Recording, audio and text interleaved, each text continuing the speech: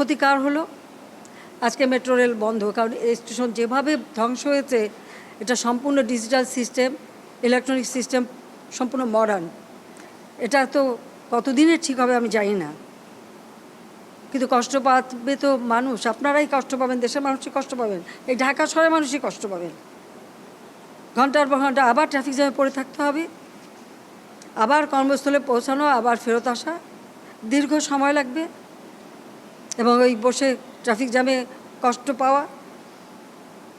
আপনাদের কষ্ট লাঘব করতে চেয়েছিলাম, তা আমি আপনাদেরকেই বলবো যে এই কষ্ট আমি লাঘব করতে চেয়েছি, এই কষ্ট আবার যারা সৃষ্টি করলো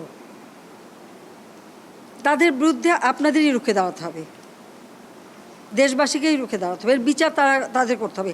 আমি তাদের কাছেই বিচার চাই, কারণ আমাদের প্রত্যেকে এই যে মন্ত্রণালয়ের যারা এবং এই মেট্রো রেল নির্মাণ কার্যের সাথে যারা জড়িত, তাদের আজকে চোখের পানি পড়ছে এটা দেখে, যে কিভাবে একটা দানবিক কর্মকাণ্ড এদেশে হলো আর কেন করলো।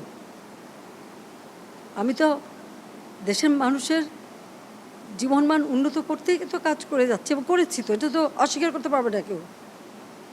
যে 15 বছর আগে 2008 পর্যন্ত এদেশের কী অবস্থাটা ছিল একবার চিন্তা করে দেখেন, আর আজকে বাংলাদেশ উচ্চ ধাপে উঠে গেছে, তো সেখান থেকে নামাতে হবে কেন? আমার প্রশ্ন সেটাই, জানি না প্রশ্নের জবাব খেয়ে দেবে।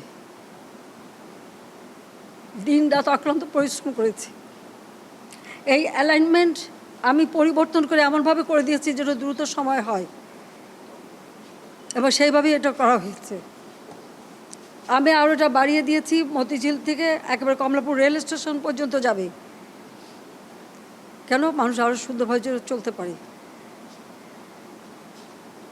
তো যারা একটু আঘাত করলো, এই মেট্রো রেল এভাবে ভাঙচুর করলো, যারা যে প্রায় 2 লক্ষ 2.5 লক্ষ মানুষ চলাচল করতেন খুব অল্প সময়ের মধ্যে, এদেশের মানুষ কত খুশি ছিল, তো তাদের সব আনন্দ যারা নষ্ট করলো, যাদের আরামে যে চলাফেরা করতে পারতো সেই চলাফেরার পথ যারা রুদ্ধ করে দিল, তাদের বিচার এদেশের জনগণকেই করতে হবে।